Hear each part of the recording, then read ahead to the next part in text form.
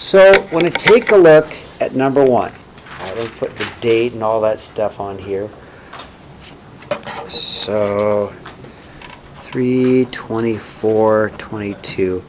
What I noticed right off the bat on number 1 is that it is in standard form, okay? That's standard form, okay? So I've got my notes, and in my notes I've got some information about standard form. So if I look at my notes on standard form, I'm going to start right there, okay? Does that make sense? So I know it's in standard form, so I'm going to start with my negative b over 2a. All right, so number 1, I've got a y equals x squared minus 2x minus 3. I need my line of symmetry first. So I'm going to use x equals negative b over 2a. Well, a is 1, b is negative 2, and c is negative 3. So I'll go x equals a negative 2 over 2 times 1,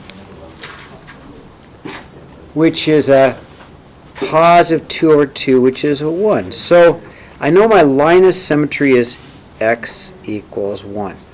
Make sure I don't get going too fast. If I do, slow me down, okay? So if my line of symmetry is x equals 1, then my vertex is 1 something, okay? To get the something, we're just going to plug the 1 in for x. So we'll go y equals a 1 squared minus a 2 times 1 minus 3, which is 1 minus 2 minus 3. What's that? A negative 4, I think, right? Negative 4. So my vertex is 1, negative 4. Okay, I'm going to circle the important stuff because I need to come back to the important stuff and graph it, right? So that's important, okay? The y-intercept is very easy. Am I going too fast? Okay, the y-intercept is really easy because according to my notes, the y-intercept is 0c. Alright, I've got the y-intercept. It's just going to be 0, negative 3. So my y-intercept is just simply going to be 0, negative 3. I'm going to circle that because that's important too. Wait, how do you get 0? If x is 0, then we get negative 3. Okay, yeah. And then finally, I need my x-intercepts.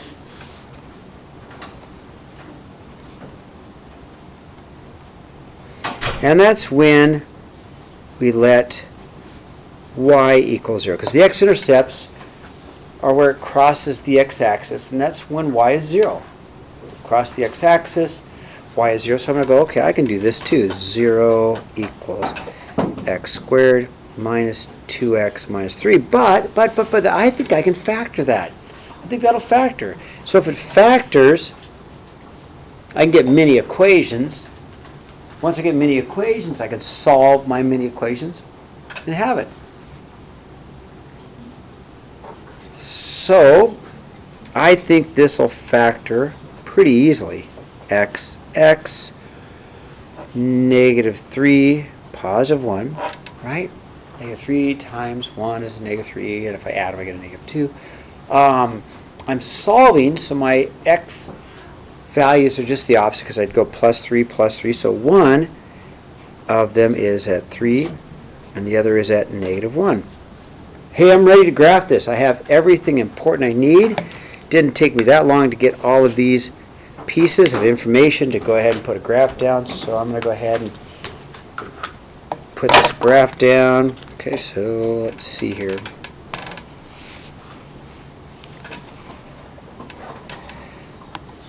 Alright, it's going to look like this. I'm going to have an x-intercept at 3, another x-intercept at negative 1. I have a vertex at 1, negative 4. I have a line of symmetry. I have a line of symmetry which goes right through the vertex at x equals 1. I have a y-intercept at 0, negative 3, which, oh, wrong spot, my bad. Yes, I will make a mistake every day for sure. That's just who I am. It's all good though. And then I can fold or reflect, that's a better word. I can reflect that point at 0, negative 3 over, and I have everything I need to graph this. Should I give you a moment to get caught up? Number 1's done.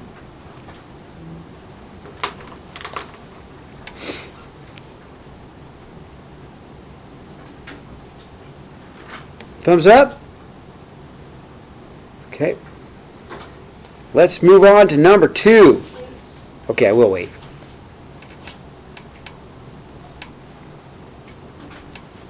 Yeah, don't let me go too fast, Gretchen. Just say, slow down, Mr. Reeves. I can do that. Okay. Oh, is it Natalie? You said wait. Sorry. All right, now I'm going to go to 2, okay? And if you want to take a picture of my notes, you can. Okay, let's look at number 2. Okay, number 2. Oh, I like number 2. Why do I like number 2? What makes number 2 so nice? It's in vertex form. So, again, if I look at my notes, my vertex form, H and K, there's my vertex, my line of symmetry. I like vertex form. So number 2, I've got a y equals a x plus 4 squared minus 9. Boy, I know my vertex right off the bat is at negative 4, negative 9. Awesome. And I know that my line of symmetry has to go through my vertex. So my line of symmetry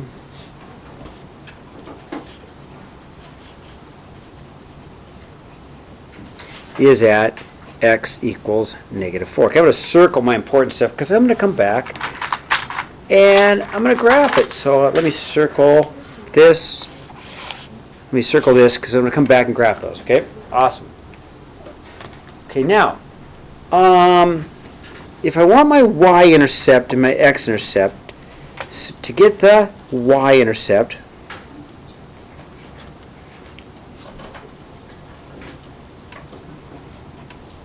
what I'm going to do is I'm going to simply just let x equal 0. With the y-intercept, let x equal 0. So I'll put 0 in for x. Let's put 0 right there. I'll go y equals 0 minus 4 squared minus 9, which is Wait, up top it says plus. y equals x plus 4. Thank you, Ava. There's my second mistake of the day. Thank you. Yep. Actually, you know what? The crazy part wouldn't have made any difference. It would be the same thing, right? But I did make that mistake, so thanks. So I get a 16 minus 9. But 16 minus 9? 7, right? So I've got y equals 7. So I've got a y-intercept at 0, 7. Thanks, Ava. I did make a mistake. But you're right, it didn't make any difference, did it? Not in this case. Now, x-intercepts.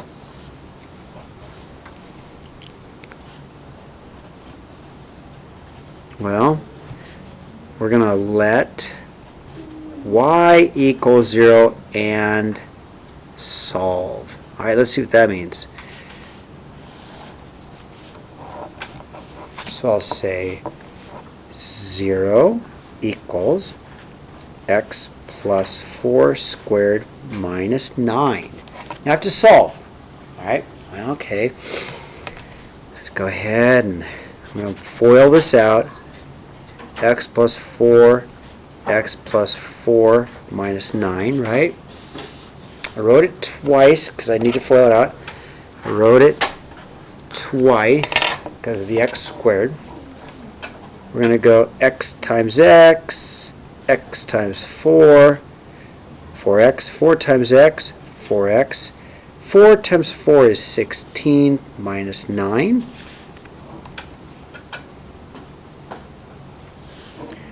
Zero equals x squared plus 8x plus 7, right?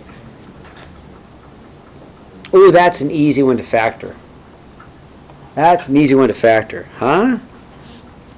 What times what makes 7? 7, 1, right? X plus 7, x plus 1. Oh, this is easy. And then, of course, the answer has to be just the opposite, because you get your mini equations, right? You set it equal to 0. I'm skipping this step because we're smart.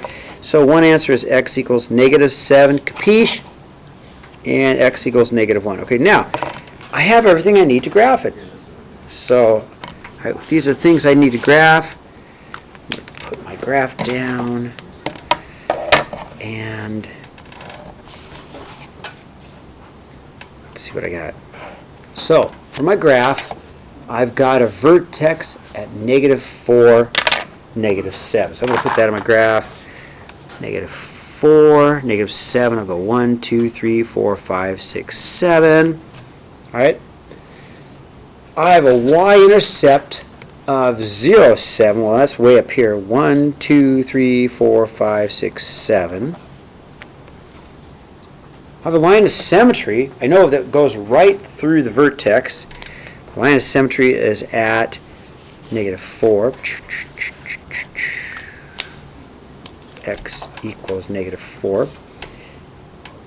I have, oh good, my calculator's back. Would you mind putting those? Oh, right there is fine. I'm going to have x-intercepts at negative 1 and negative 7. 1, 2, 3, 4, 5, 6, 7. Thank you. I'm going to have one last thing, and I have a, what do I have? I've got one more thing, don't I? You can mirror the... I knew I had one. Yeah, I can mirror, which is way over here, right? 1, 2, 3, 4, 5, 6, 7. 1, 2, 3, 4, 5, 6, 7. Yep, there we go. So that's in the wrong spot. 4, right? Yeah, thanks. I got distracted for a second. There it is. There it is. Okay, what do you think? We can do this tomorrow. Question, Arlo.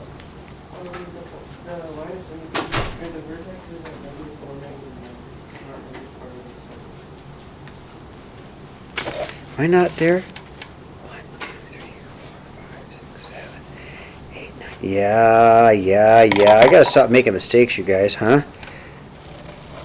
Yeah. Mr. Davis gotta stop making mistakes, huh? Few distractions. Just a few distractions. Every time somebody comes in while I'm teaching, it takes my attention away and I make a darn mistake. That's my excuse, huh? Okay, turn the page. All right. Now, let's take a look at the easier stuff. Seriously. So, number 3, we don't have to graph it. We just need a new equation. So, on number 3, I need a new equation. I'm going to take my x squared equation. I'm going to move it. Well, I'm going to move it to the left 1 unit. But that's got to be the opposite. Remember that? If it's a horizontal movement, it's got to be opposite. I'm going to take it down 3. Well, it's an x squared equation, so g of x. G of x is my new equation, so we're going to go g of x equals. I'm going to move it to the left 1, so I'm going to go plus 1. Don't forget the square. Don't forget the square because it is an x squared equation. And then down 1, or down 3. There it is. That's all I have to do is come up with a new equation. If I move my graph to the left 1 and down 3. Easy? Now, what's the domain and range of this graph? Well, domain's easy. It's always all real numbers. It has to be. Because parabolas are always moving to the side. So the domain is easy. X equals all real numbers. But what about the range? What about the range? Well, you know where the vertex is, don't you? What's the vertex of this? -1, -3. So its lowest point would be at -3. Do you agree with that? Wouldn't its lowest point be at -3? Now we're not graphing it, we're just going to use our brain. So it starts at -3, goes up, right? Yeah. Thanks, Grace. So it's y is greater than or equal to -3. There's my range.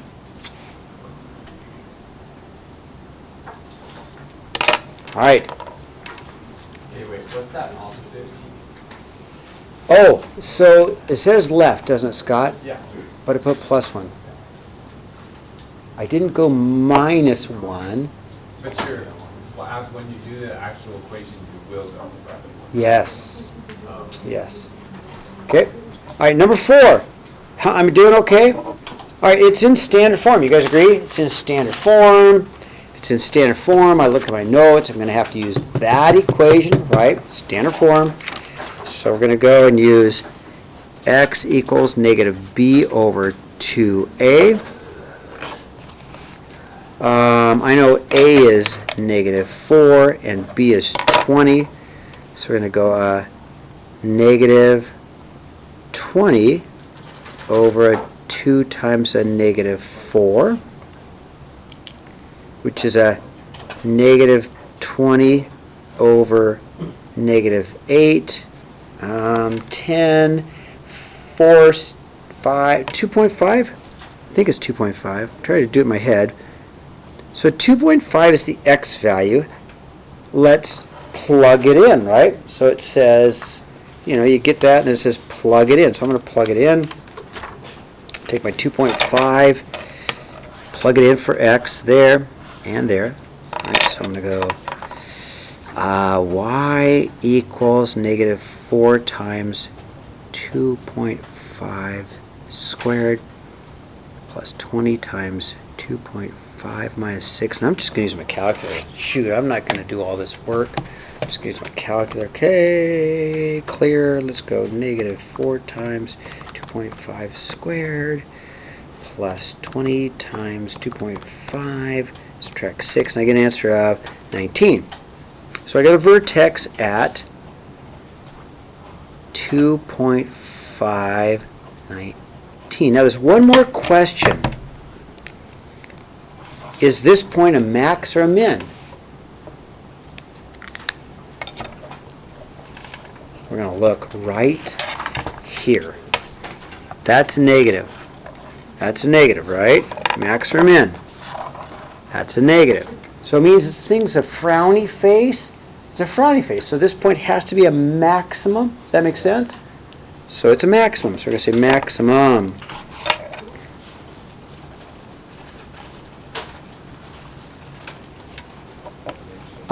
Eighth graders, if you guys have to leave early, make sure, I'm going to keep going so that way you guys can get as much of this in. But I have something for you. Okay? So homework, when you guys leave, it's right here, okay? All right, now, let's take a look at number 5.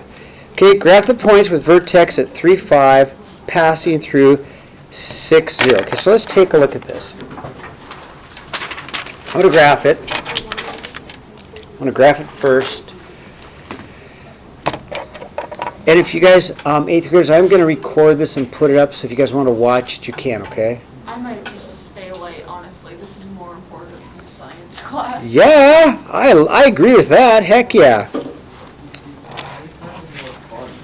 Well, I'm sorry, Scott. I'm sorry, Scott.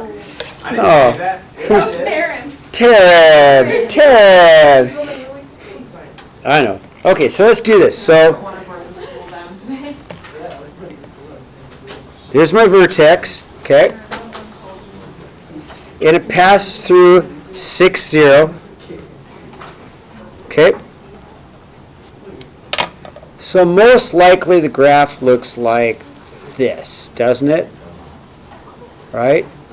I know if that's my vertex, then it's going to have a line of symmetry. It's going to have a line of symmetry right down the middle of it. I know if that's my vertex, it has to have a line of symmetry there, which tells me I'm going to have another point here.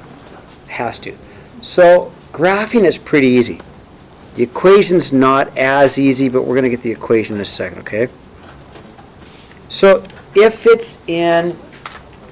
I have a vertex, I'm going to go there. If I have a vertex, I'm going to use that equation. Does that make sense? Vertex form, I'm going to use that equation, okay? So I want to find the value of A, which is probably going to be negative. So I'm going to start off with y equals a x minus h squared plus k. I want to use that particular formula. And then what I'm going to do with that is, I know my vertex is 3, 5. Y equals a times x minus 3 squared plus 5, because my h is 3 and my k is 5. Okay, hk, that's my vertex. Now I need to find a. The value of a gives it its shape. I have to have a. I need a, so to find a, I need to find a. Let's plug something else in. So the point 60 is a point also, x, y. So I'm going to plug that in. Plug 6 in for x and 0 in for y, and I'll get the value of a. All right, so 0 goes in for y. 6 goes in for x. And I should be able to find the value of a. So 0 equals a times 3 squared plus 5. I just went 6 minus 3. That's all I did. Minus 5